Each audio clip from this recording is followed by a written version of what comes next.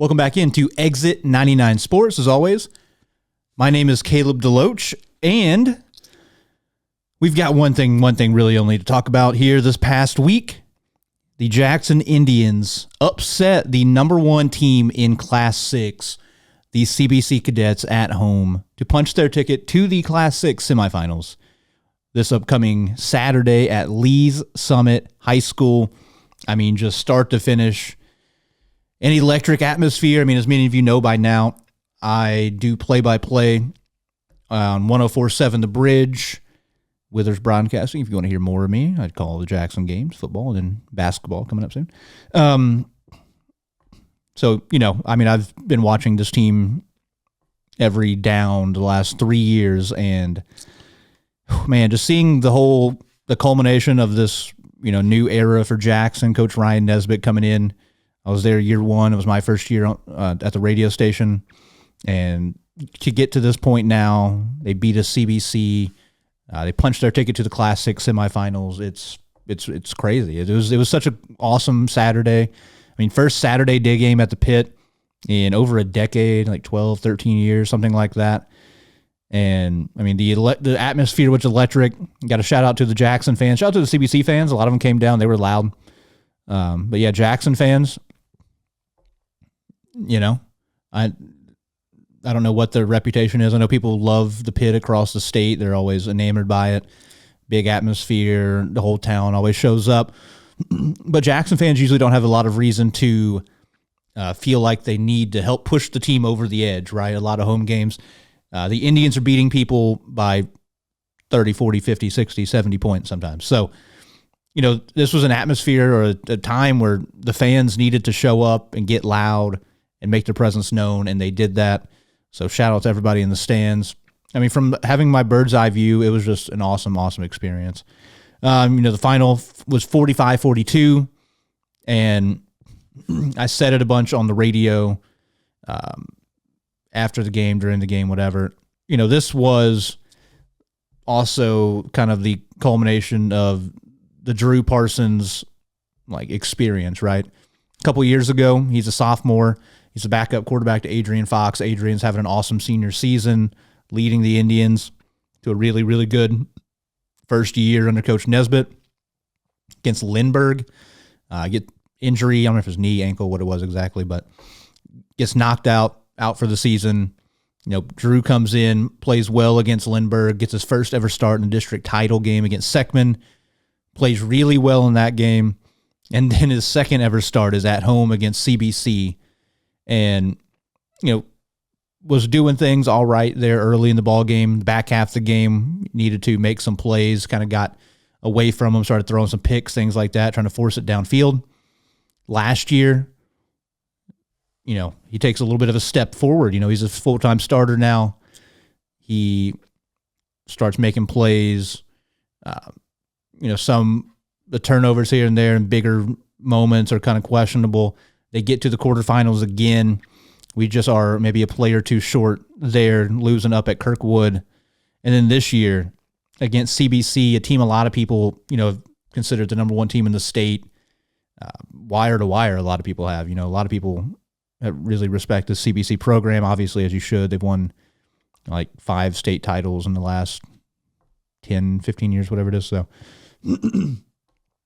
maybe not known for their defense, definitely known for their offense, but they come in, and Coach Nesbitt just put the ball in Drew's hands, said, we're going as far as you can take us here in this ball game. And he answered the call, man. He showed out, he balled out. And, unofficially, the stats we had up in the booth had him at 15 for 22 passing, 255 yards, 3 touchdowns on the air, 17 carries, 142 yards, another touchdown on the grounds. I mean, the kid was up near 400 yards of total offense, 4 total touchdowns.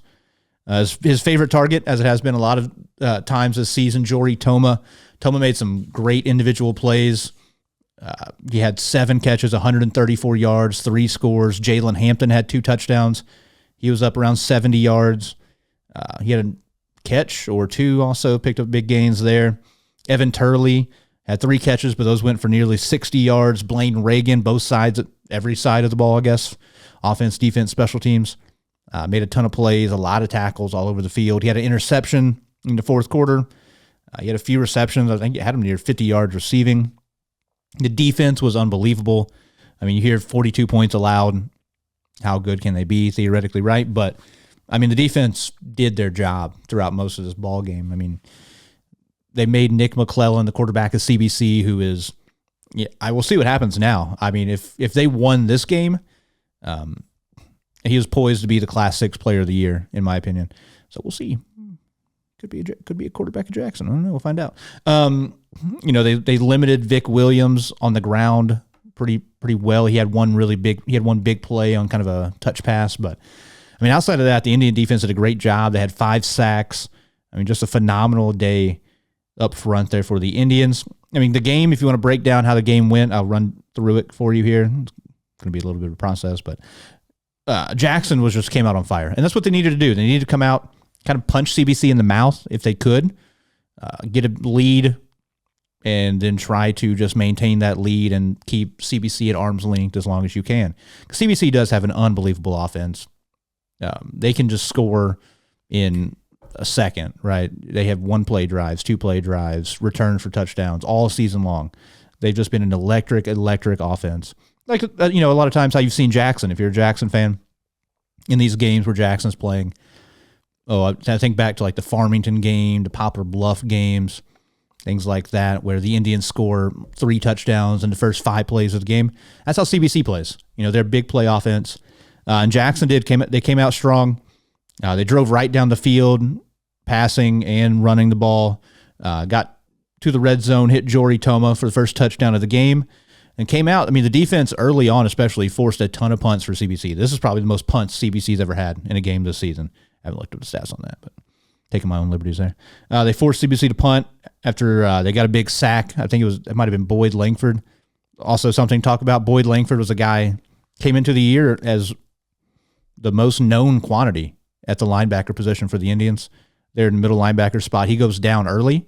Dawson Bortner steps in, kind of just holds that spot the rest of the year. Boyd was in the platoon there, rotating in consistently with the ones. But, he's taken a step back a little bit from where you thought he might have been this season. Dawson Bortner, I think on the opening kickoff, got hurt. And Boyd stepped in, had an awesome game tackling. He was, playing as a quarterback spy a lot of times. And I believe he was the one who got this first big sack of the game, forced CBC to punt.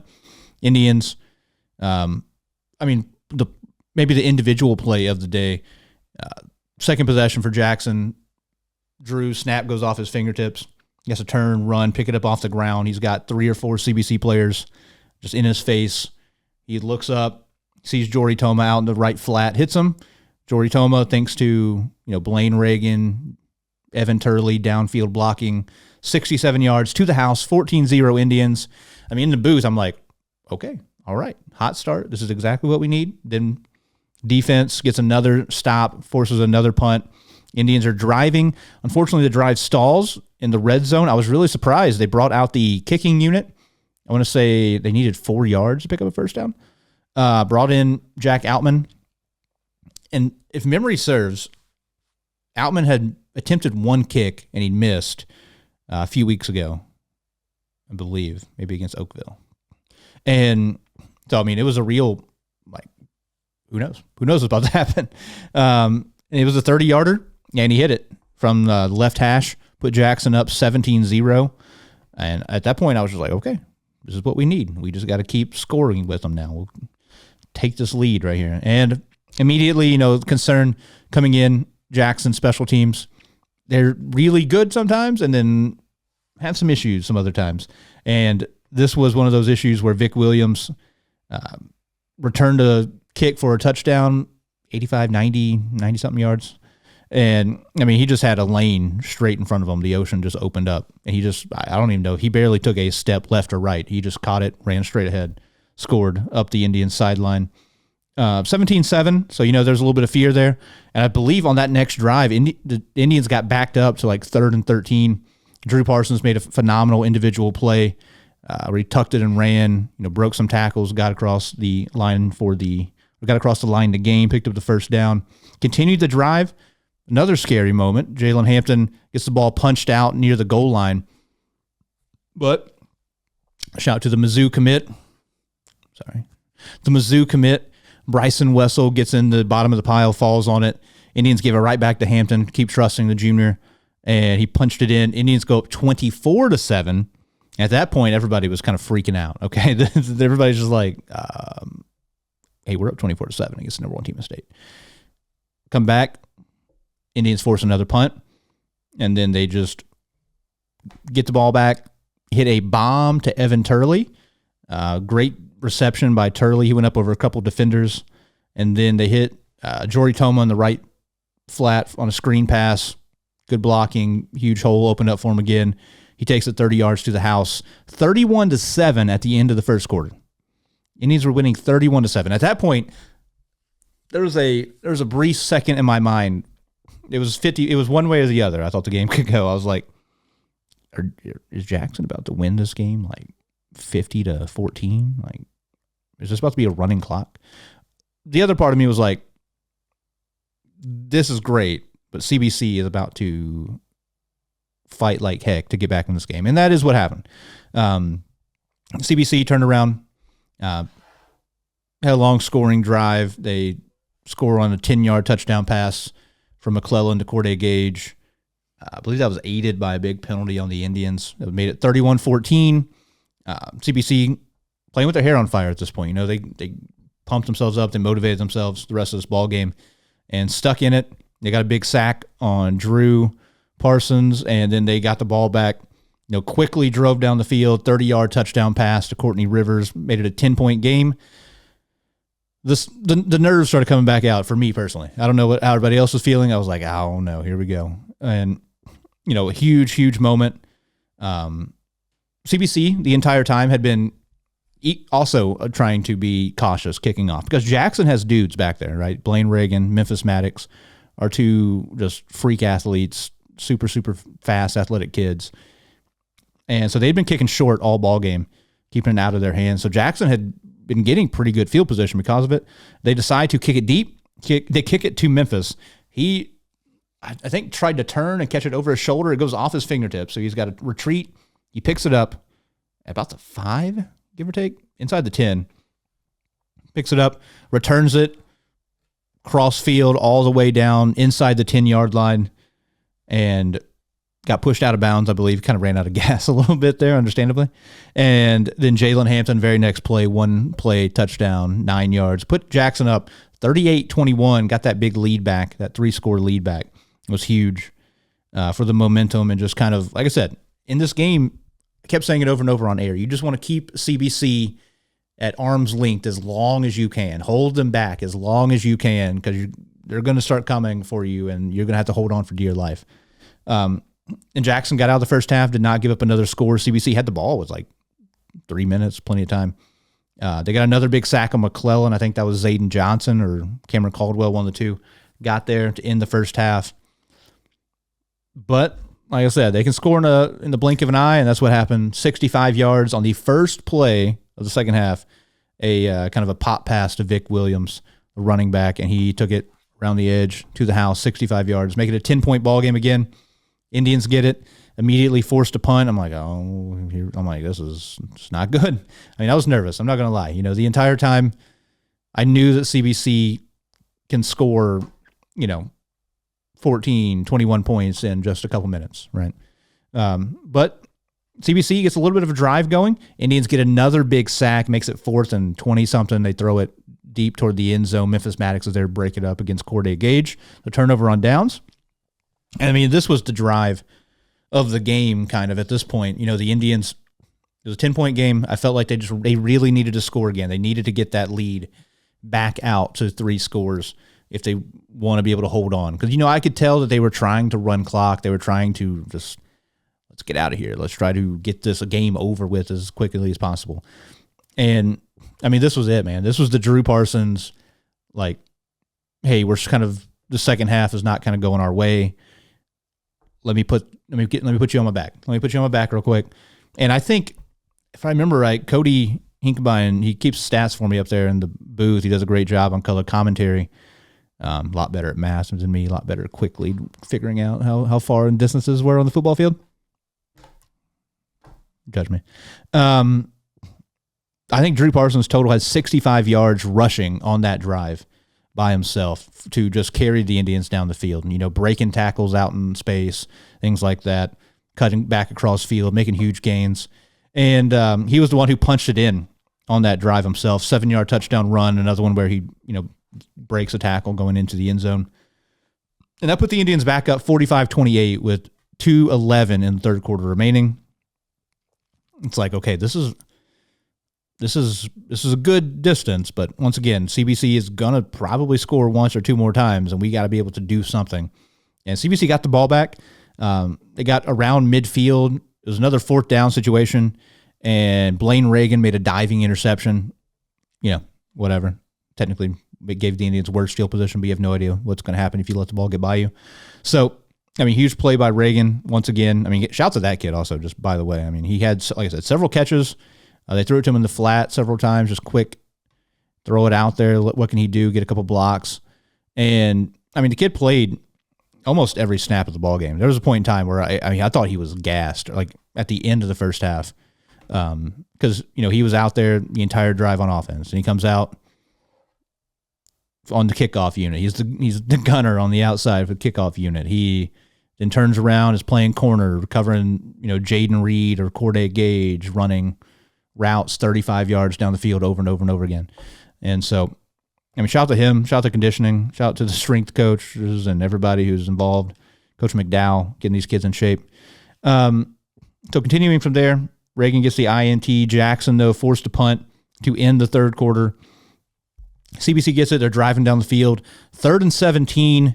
Felt like a backbreaker right there a little bit. CBC picks it up, just barely gets by, I want to say Brock Reagan. He nearly made a play on the ball.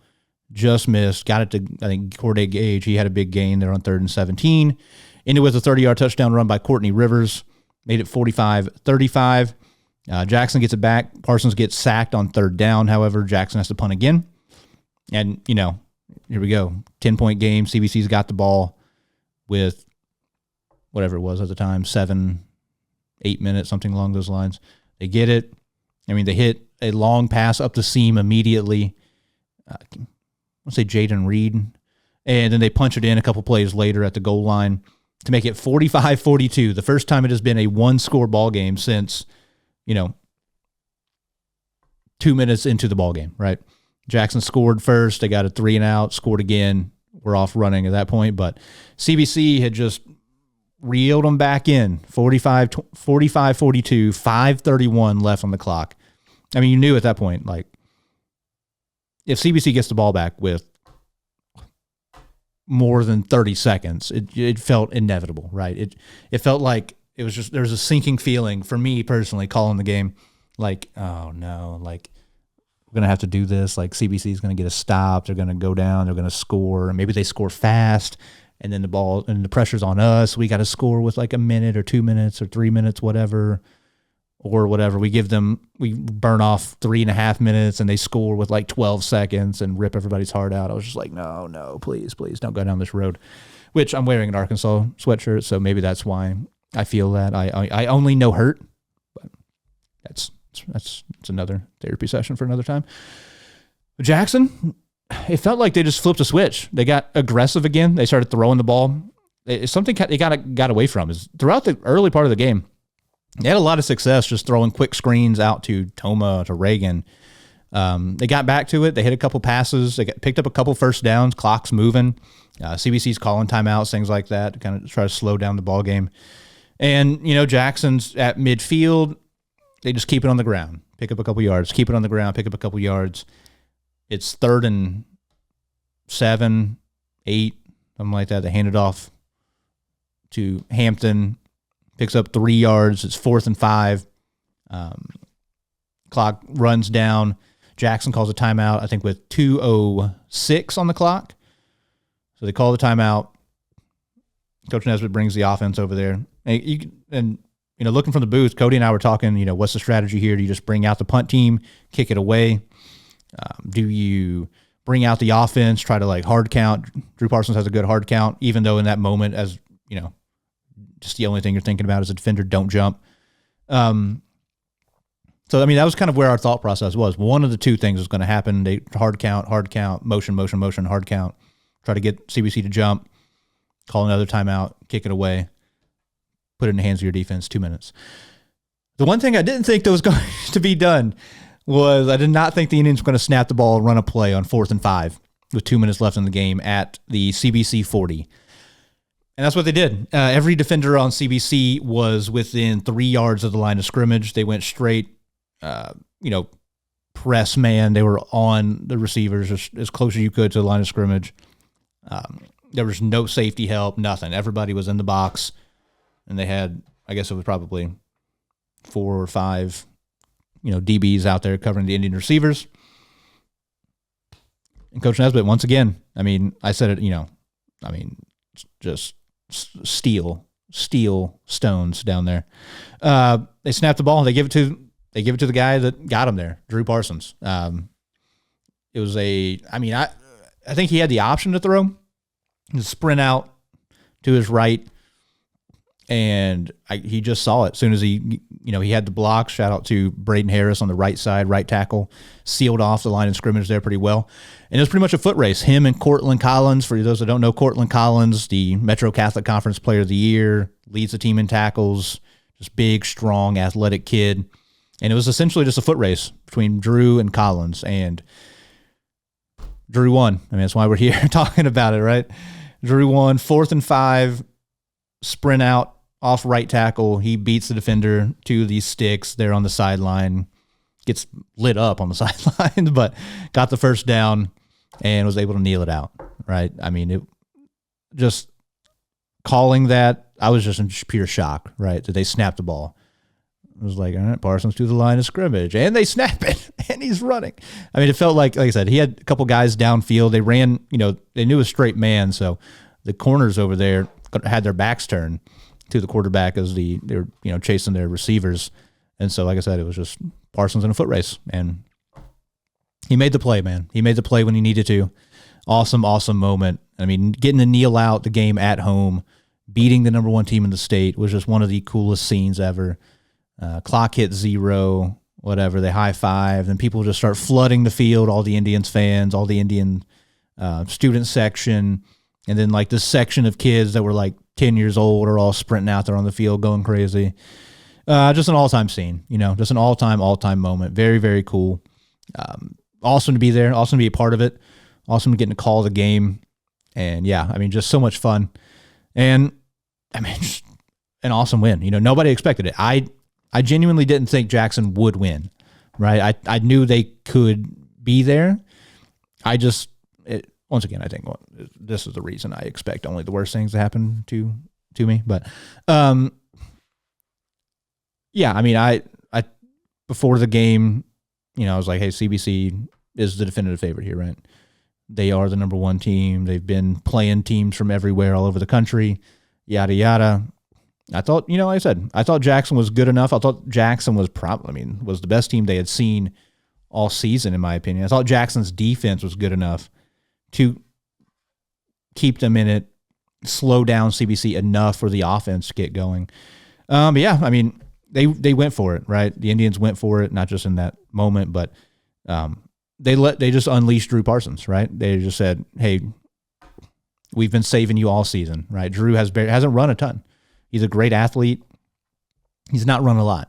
Some of these games, I mean, he's picking up maybe 35, 40 yards on the ground. Today they said, hey, we have, if we don't make it out of this game, season's over anyway. So we're going to just feed you. I mean, he ran 1,000 speed options, it felt like. And CBC made a weird choice, it kind of felt like at times. I mean, it's an understandable choice. Jackson has Jalen Hampton, who's been, in my opinion, one of the very best running backs in the state of Missouri all season. And they just decided they were going to take him away in all these looks, all these option looks. They were going straight for Hampton and willing to let Drew beat him, and he did. He took what they gave him, and it was a lot at a lot of times. Some of the, like I said, overall thoughts. As somebody that watches the Indians a lot, it was really cool. They threw out a lot of different looks offensively, a lot of different formations that I hadn't seen all season long, a lot of different pre-snap motions, things like that. Just a lot of different alignments. I mean, the number of times they had Jory Toma in the backfield at running back several times. They had Grant Brown back there several times. They were motioning people around like crazy. Just kind of keeping things different, keeping CBC on their toes. I think that was very successful. Like I said a little while ago, they found a lot of success just throwing quick screens out there, which is really impressive against a team that is, really athletic like CBC is. To kind of beat them at their own game a little bit was really cool. Special teams was a concern. Like I said, coming into it, Jackson had given up a kickoff touchdown to Miller Career Academy. They gave up 2 in the Festus game. They gave up 1 in this game. But overall, I think it was kind of a wash because, they gave up the touchdown, but Jackson had one down inside the 10-yard line. They scored on the very next play. The Indians, the fear of Memphis Maddox and Blaine Reagan gave the Indians really good field position throughout the game because CBC kept kicking short, and guys like Toma, Grant Brown catch the ball, and they're athletes, right? They went up and made plays. They gained extra yards here and there. Outman made the field goal, which was just incredible. I mean, look at that. Indians won by 3. Jack Outman, you are as important as anybody out there. He made all of his extra points. Huge. And Noah Moore felt like he executed kickoffs really well, kind of directionally kicked where they wanted him to.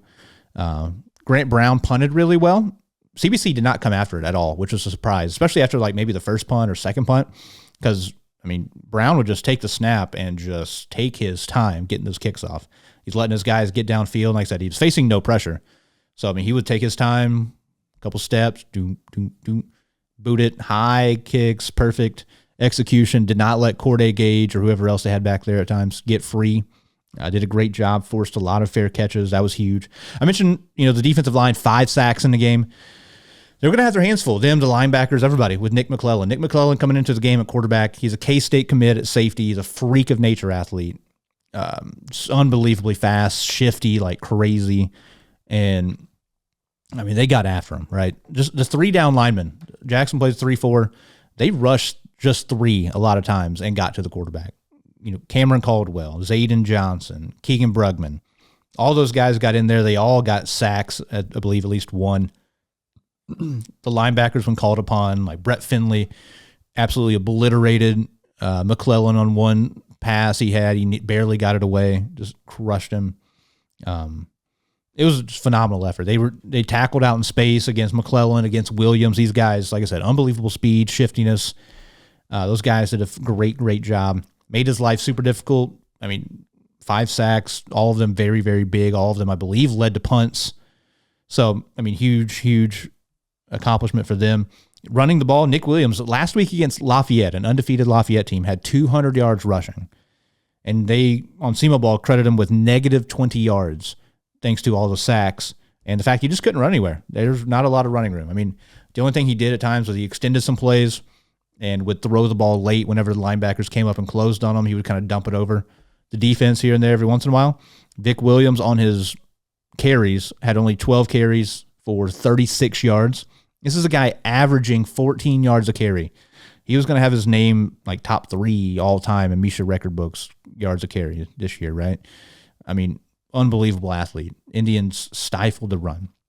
They gave up some big plays, right? They gave up a couple long runs or, the pop pass, the kickoff return. But, that's only the 3rd time, I think, this season CBC has been held under 50 points, which is crazy. But those other 2 were blowout wins where they won. They beat SLU like 37-0.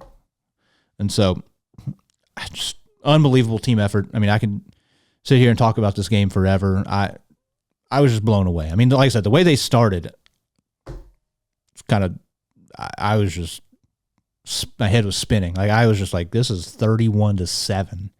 Nobody expected it. The CBC fans were just shocked. Everybody was shocked. It was incredible. Everybody online, all the St. Louis people were freaking out, which I get. It was, I did not expect 31-7. So shout out to the Indians, man. They came in, they punched them in the mouth, and they punched their ticket to the semifinals. It was the first time in the Class 6 semifinals. Indians went to semifinals or later. 3 consecutive years there in 19, 20, 21 in Class 5. Now finally got over the hump, right? This is what they wanted to do from the very beginning of the year. This is what a lot of Jackson fans thought they could do with this team at the very beginning of the year. You know, once you beat Cardinal Ritter week 1, you're like, okay, yeah, we're going to go ahead and circle November 22nd against CBC, because that's who we're going to be playing. We're going to be there. And is this the year? The answer is yes, this is the year. So congrats to the Indians. Congrats to Coach Nesbitt. You know, I've loved his 3 years here. He's been a lot of fun getting to talk to him here and there. The kids are great attitudes. They're fun to watch. I mean, entertaining product, obviously. And yeah, just awesome accomplishment. So shout out to the Indians. We'll talk about the game here coming up against Lee Summit in just a minute. We had a couple other sporting events happen. Fun fact. I don't know if anybody knew that. Because winter sports have started now. So it's kind of my favorite time of year, getting that crossover. You're playing biggest of the big football games. Oh, hey, and then also there's a basketball game going on up there. So very fun time. One thing I want to shout out, the Indians, Lady Indians, had a wrestling tournament up at Troy on Saturday, while 90% of Jackson residents were paying attention to football, understandably. The Lady Indians went up there, showed well. I'll just run through the names and where they placed. Alicia Glastetter came in 3rd at 115. Alize Gonzalez came in 9th at 170. Ella Carr at 155 came in 6th. Faith Price at 155 came in 5th. Kylie Self at 145 came in 5th. Lily Morningstar came in 4th at 120. Macy Novak came in 5th at 125. And we had two ladies got first place. Scarlett Dixon, 235. I was not familiar with Scarlett up until today. Wrestled well, though. Very dominant. Just crushed a girl from Pattonville and a girl from Fox. And then maybe something you've come to expect now if you keep up with Jackson girls wrestling. Kaylee Milam came out. She looks every bit as good as you expect and anticipate this year. She got first place in 110. I mean, she obliterated a girl from Troy, girl from Holt, girl from Pattonville, and a girl from Timberland. Her matches total lasted under 10 minutes in 4 matches. So just a dominant showing by Kaylee Milam. She's one of the very, very best in the entire state. So excited to see where she can go, but also shout, like I said, Scarlett Dixon getting first there. So I'm excited to see what she can do this season. We also had 3 girls basketball games, kind of a cool event. If the Jackson football game was not happening on a Saturday, something I might have attended. Up in Farmington, they had a kind of an all-day basketball thing. Started at 8 a.m. Too early to play basketball. Saxony was the first team to play there. They lost to Arcadia Valley. A good Arcadia Valley team, 20-something wins last year, 66-41. Second game of the day. The Jackson Indians, not the second, but the second game for our local teams around 11. Jackson played a good Hillsboro team. This is a Hillsboro team that won like 25 games last year. They brought back all their top 5 scorers. I thought this would be a good test. If the Indians bring back a lot of talent, obviously. They were a super young team last year. They're going to still be really young. They're going to be playing some younger girls too, a lot of freshmen even. And they blew the doors off Hillsboro, 62-31. I haven't got to really dive in. I've watched some of the game. I mean, early on, it just looked like the usual suspects were playing really well, right? Kate Deck looked really good shooting the ball off the dribble, off the bounce, getting in the paint, finding teammates, really good passing, what you're kind of expecting. Only a sophomore. Crazy. Speaking of sophomores, Addison Henderson looked really good. Lefty, knocking down a couple threes early in the ball game where I watched. I pretty much watched the first half. And I'm not making threes. If she can consistently make, 35, 40% from, wing threes, things like that, gonna have a good year. And then Lauren Dory early was just playing really, really well around the basket. What you expect, rebounding well, scoring around the rim, knocking down mid-range, things like that. Super talented, super skilled kid, man. Especially at that size, super, super skilled. So Indians blow the doors off Hillsboro, beat them by 31. Excited to watch this team. I'm very, very excited about the Jackson girls basketball like I was last year. They look like they're not going to slow down. So the final game, Cape Central, they got rocked by Potosi 70-40. Very good Potosi team. This is a Potosi team looking to maybe make a run at state this year. They got a girl, I want to say Chloe Rowe. She put up like 30 in the ball game. So tough break for the Tigers. One person that was a positive, though, for Cape Central, I saw Caden Kern, her first varsity basketball game looked really good. So excited to see her and excited to see what they can kind of do as we go throughout the season, start getting team together. A lot of people have been playing volleyball, things like that. So kind of late getting everybody together for some of these teams. So we will keep an eye on how people play throughout the rest of this year. But, the big thing people want to talk about, right? Jackson football in the state semifinals at Lee Summit. So if you're wanting to go to the game, put some gas in your car. You're going to be traveling to Kansas City, 4 or 5 hours away from Jackson area, depending on where you live. So it's a hike. Once again, yours truly will be on the call. If you want to listen online on your radios, 104.7, look up 1047thebridge.com, I think is the online link. Listen to your boy if you haven't listened to me enough. And so what do I know? The basic numbers here. Lee Summit is 8-4. So you might say 8-4. It's not that good of a record to be in the semifinals. Jackson's going to blow the doors off this team. Maybe. But they've won 8 of those 12, all 8 of those wins have come consecutively. So they are very, very hot. On the season, they average 27 points a game. They're giving up 21.7. However, during this last 8-game stretch, the averages are 33 scored versus 18 allowed. So they flipped a switch here, these last 8 ball games. They played a tough schedule early on.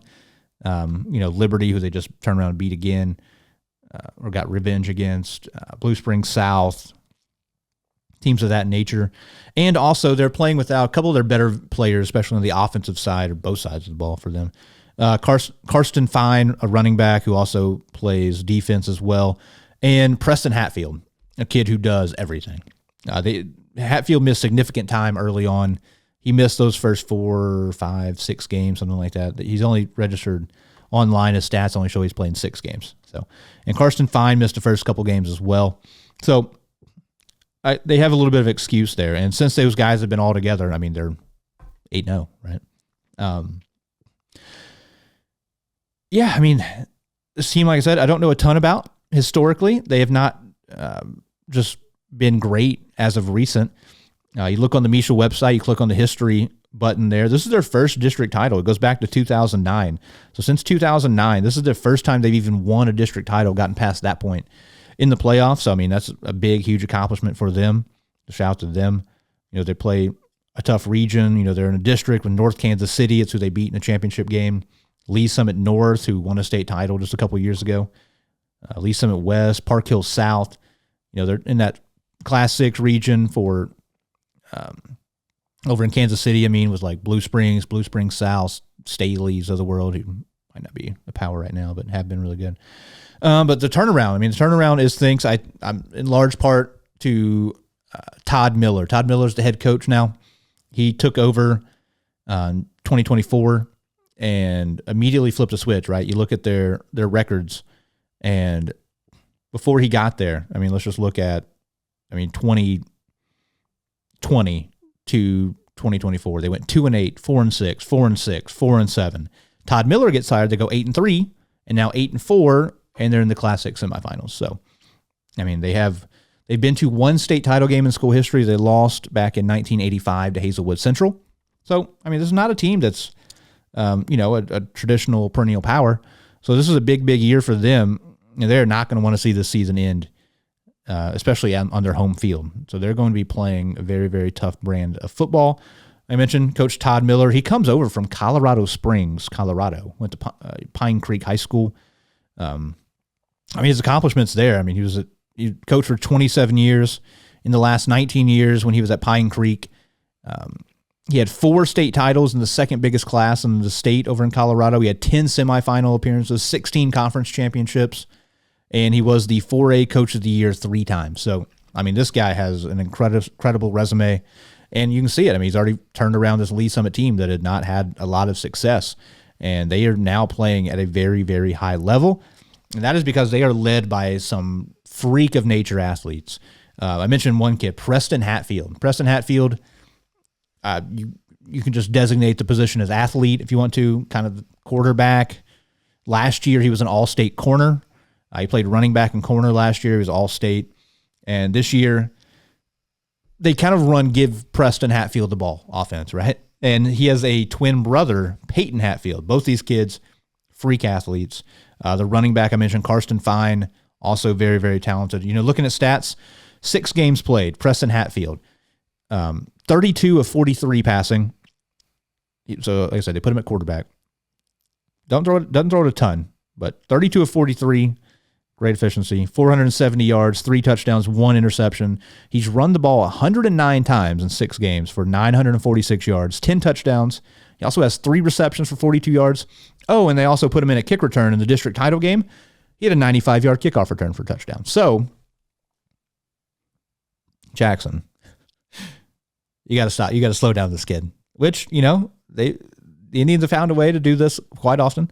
I get it. But this kid, super, super dangerous athlete. His twin brother, Peyton, more of a wide receiver, traditionally more than anything.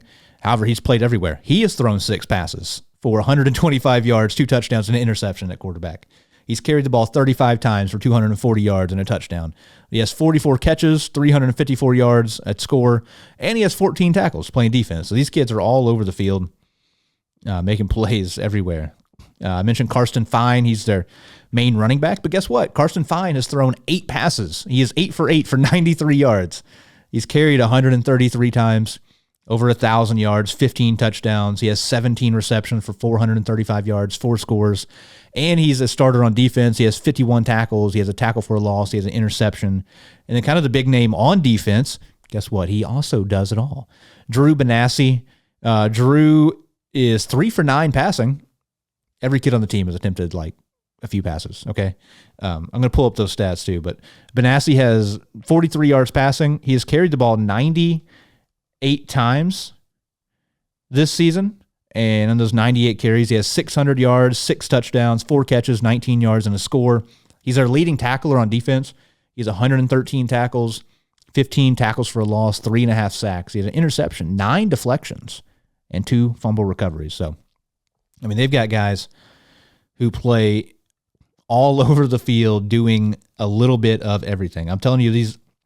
I implore you, look up Lee Summit, Missouri football, and look up their max preps. Go to their offensive stats, and it is one of the most bizarre statistical sheets you've ever seen. They have 3 kids that have attempted 30 or more passes on the season.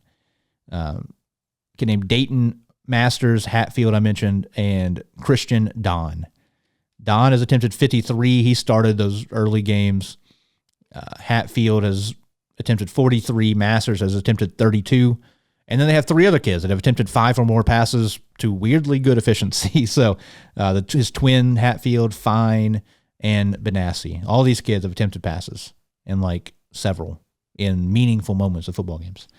And then, I mentioned carrying. They got the 3 big guys, Fine, Hatfield, Benassi, and then also the twin Hatfield, 35 carries as well. At receiver, it's Peyton Hatfield and Fine mostly. They have a kid as a sophomore, Trillo, who's a really good athlete, has some crazy basketball highlight dunks, things like that. He's averaging nearly 30 yards of reception for 4 touchdowns, so he's a big playmaker type kid. They just got athletes all over the field. But it's going to be interesting. It's going to be a different look. They are very heavy run. A lot of times I was trying to find some video of them. I did finally a little bit later. And, they sometimes show a more traditional look, maybe with a guy they feel more comfortable at quarterback. They run a lot of stuff out of the pistol sometimes. But then, for a lot of this stuff that they're doing, they've been getting the Hatfield kid, Preston Hatfield, and they have him behind quarterback or behind center at quarterback. They've got 6 offensive linemen. They've got 1 receiver, whichever direction they're going to run the ball, and they've got 3 dudes in the backfield to block for Hatfield. He just takes the direct snap and goes, and he is electric with the ball in his hands. All right, he's a big time playmaker. So the Indians are going to have their hands full. You got to watch for just the I wouldn't even call it trickery as much as just them throwing a pass is a trick play basically a lot of times, right? I mean, it's a lot of, it's very run heavy. They do a lot of different looks out of it, a lot of different motions, things like that. It's going to remind a lot of people of, kind of a variation, different option looks. And, like I said, they let him throw it. The Hatfield kid is just a great athlete, Preston Hatfield. He can throw it. I mean, he's attempted 43 passes, 74% completion percentage. Not a lot of throws, but he does hit them when you give the option for him to. So it's going to be one of those things where they try to lull the Indians to sleep sometimes with the run and then maybe pop one up over the top. But like with any, semi one-dimensional team, if you can get them behind the chains, force them to pass, make them do things that they're uncomfortable doing, that is where the Indians are going to find success, right? If, they get the ball and it's loss of 1, 3-yard gain, and now it's 3rd and long over and over again. They're having to put the ball in the air. That's not a position they want to be in, right? They want to stay ahead of the chains. They want to keep pounding the rock, hand it off, run, just beat your head in with the Hatfield kid, or, they have a good size offensive line. Let them find, make holes for him. And if you give him a sliver, he can make people miss in the open field. I mean, he's crazy shifty. Reminds me a lot of the McClellan kid. I think he's built a little bit more solidly than the McClellan kid is. But, I mean, let's see, he's shorter. He's listed at 5'9". But no, he's very, very, very electric athlete. And like I said, the Indians, you can't just show up and think, we beat CBC, that's the state title game, we've accomplished it, we did it. Like, that's not the end, right? The goal, whatever, like the goal's not accomplished. That wasn't the end all be all where you want to be at, right? You want to keep the season going. You want to get to the next week, make it to the state title game, and then, you start over again. Look to go 1-0 again that week, right? I can do the coach speak thing too, right? So it'll be an interesting matchup. It'll be a long bus ride, right, for the Indians. I mean, that's always tough adjustment, having to drive across the entire state. Just a couple days after Thanksgiving, you've been out of school, your whole, routine is maybe a little jacked up, things like that. You got to come in, you got to lock in. Like I said, this Lee Summit team, they are going to be coming after you. They are going to, this is huge. This is a huge accomplishment for them, the school. They're going to show out. Their fans are going to be there in mass, I assume, and it's going to be good. It's going to be a fun time. It's going to be a big-time ball game. I'm very excited for it. And, yeah, I think this is a game the Indians can win. They just got to execute, stay healthy, take care of the football. And like I said, just don't get complacent. Don't be like, just don't think you can show up and dominate because you beat CBC, right? They're not going to give you anything. They don't care that you beat CBC. They beat teams that, they look up to, maybe the Liberties and people like that of the world. So Jackson got to show up. We got to play their game, but I think that this is a game that they can win if they just execute and get stops. You got to, if you keep them behind the chains, I think the Indians can have success. Outside of the football game, there's not much going on in the area. Football is over for everybody else, but basketball is getting started. However, everybody kind of takes a break here for the Thanksgiving holiday season here. So a lot's going to be starting the first week of December. I know the boys SEMO conference tournament seeds are out, the bracket's out, and the girls bracket is out. Take a peek at the girls bracket first. I believe those games are going to be played all over at Poplar Bluff. And that tournament starts December 1st. You've got Jackson as the 1 seed. They'll be taking on the winner of New Madrid and Saxony. So Saxony will be playing New Madrid on the 1st. If they win, they will be taking on the Indians. That'd be fun. Get to see the two Jackson teams face off early in the year here. Cape Central is the 5 seed. They're playing Poplar Bluff on the 2nd. So Jackson will be playing at 5:30. Cape will be playing at 7 there on the 2nd. Be an interesting matchup. Cape is going to be playing the home team, Poplar Bluff, so that'll be tough. And then semifinals on the winning side is on the 4th, and then the finals on the 5th. Championship game is at 8:30. So late night over there in Poplar Bluff. And then on the boys side of things, SEMO Conference tournament bracket is out. But I do want to point out one more thing going on, or a couple of things going on before that. Jackson is playing December 2nd, December 4th, and December 5th up in Farmington. So I have the schedule here. The 2nd, they play at 5:30 against Rockwood Summit. On Thursday the 4th, they play at 5:30 against St. Pius out of Festus. And then on the 5th, they play Farmington at 7 p.m. They're at Farmington. So they'll have their hands full. Rockwood Summit's really good. We might talk about this. We will do a basketball preview, and we will start putting out basketball interviews. I wanted to kind of preserve the sanctity here of football season, but the Indians are making this difficult. They're playing football into basketball season now, making my life a little complicated. So we'll figure that out. I'll get all the stuff out. I'll get the basketball stuff started rolling out here soon for all of you. Yeah, the Indians on the boys' side will have their hands full. They've got, like I said, tough Rockwood team. They got a big 6'8" kid who's really good around the rim, so that'll be interesting to see. And then Cape Central is playing up at DeSoto, the Fountain City Classic thing they play in every single year. Them and Sykeston are in it. The way they're doing it now, there's two pools. Pool A has Sykeston, St. John, and DeSoto. Pool B has Cape, Fort Zumwalt West, and Fox. So those teams will all play each other within their own pools. Cape plays Monday, December 1st at 8:30 p.m. That sucks.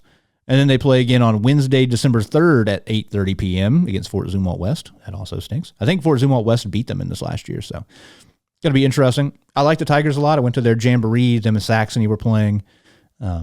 They've got some young guys at guard that I'm really excited about. Some guys that, I've seen play throughout, youth leagues, things like that. So it's going to be interesting to have a good front court. And then in a theoretical world where Cape and Sykeston both finish at the top of their pool, they would play each other December 6th at 1 p.m. So if Cape comes in second in their pool, then they will be playing at 10 a.m. on Saturday, December 6th. That also sucks. Goodness gracious. So there's that. Now, looking over at SEMO Conference Tournament. I will mention December 4th, Notre Dame is hosting St. Mary's Southside. That'll be very interesting. The boys SEMO Conference Tournament, I was impressed, surprised, whatever you want to say. Cape Central got the 1 seed ahead of Sykeston. I mean, if you ask me, though, I think Sykeston probably still the favorite to win the tournament. It's going to be at their place. And I like what they have coming back. Kobe Thomas, Jaharis Goodwin, things like that. I'm really excited. But Cape is the 1 seed. They'll play the winner of Kennett and New Madrid in that 8-9 play-in game. Get a 10th team, boys and girls. I don't care who it is. On the boys' side, Saxony, Farmington. Farmington already plays like Cape, Sykeston, Notre Dame, Jackson, like every single year. I know them playing Kennett is kind of stinks or whatever in the regular season, but just join the SEMO Conference. You're in there for football. So Cape will play the winner of the 8-9 game, Kennett New Madrid. And then if, let's say they win that, they'll be playing the winner of Dexter and Charleston, who I like a lot, both kind of dangerous teams this year. Notre Dame will be playing the home team Monday, December 8th. They'll be playing the Bulldogs at 8 p.m. They will have their hands full there. I'm excited about Notre Dame this year. A lot of young guys coming up. So I'm excited to see how those guys translate to the varsity level. And then Jackson is the 6:30 game on that Monday, December 8th. They are playing Poplar Bluff. Who knows who's going to be playing in the game for Jackson, right? Hopefully Jackson wins against Lee Summit, and they'll be playing in the state title game on December 6th. So, the Reagans and Jory Toma, anybody else, DJ, whoever else is on the basketball roster, probably won't be playing. Maybe in the entire tournament. We'll see. But so that will greatly affect how Jackson does. They might start slow basketball-wise, but it's for a good cause, right? Jackson trying to win a state title in football. So I'll take that trade-off if you ask me. And then the other team kind of doing their own thing here, Saxony, not in the SEMO Conference, as we talked about, is playing in, the boys are playing in the Duke Herbert tournament up at Crystal City. So we'll keep our eyes peeled. We got a little bit of time till then. So thank you guys for watching. Thank you for listening. Football's still going, man. Shout out to Jackson. Shout out to Coach Nesbitt. Shout out to all the boys. They're balling out. And like I said, I'll be there. I'll be calling the game up in Kansas City.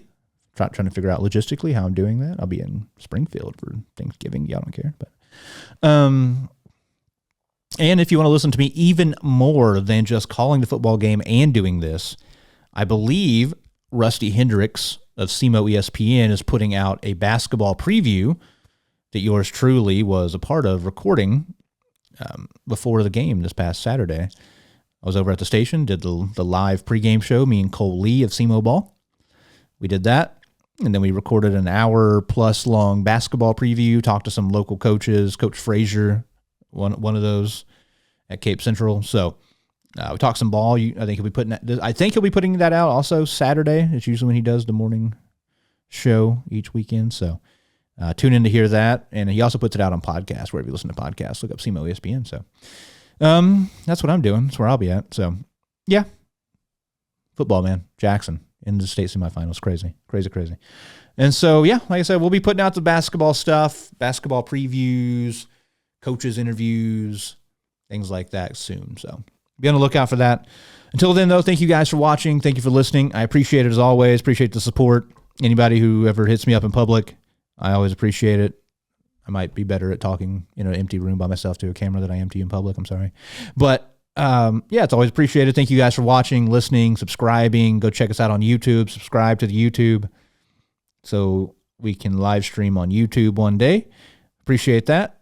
And, yeah, stick with us. We got one more week of football. And you can watch the game, Misha TV. It's going to be $10.60 probably.